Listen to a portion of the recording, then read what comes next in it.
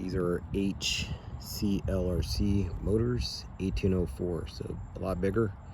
1804 at 2450 kV, so plenty of range and headspace for 6S 850 milliamp battery. I did turn on the PIDs a bit as well as D-term to make sure heat's not a factor. Gonna give it a test run.